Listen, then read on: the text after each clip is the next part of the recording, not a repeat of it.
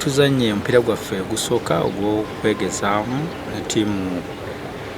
eze nti ttiimu ebadde ennungi ekyenjagadde nti etwale tesiti ennungi bwe nzira ku bazanyi baffe bazanye bulungi nti tuguwangudde naye nga tulinamu bye tulina okutereeza bwe tudda ku fitness yaabwe bakola si bubi nnyo currently otunulira performance ne fitness levels ziri bulungi tulina okugenda tugeza okutereeza nnyo goal keeping department yaffe nti goolo ze batuteeba nga tulabira ziteekwa kututebebwa then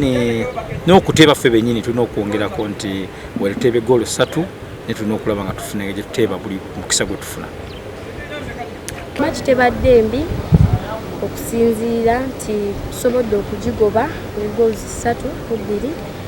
wadde mbaddemu ensobi ze twetaaga otereeza naye tugenda kuzitereeza mu nnaku zino ezisigaddeyo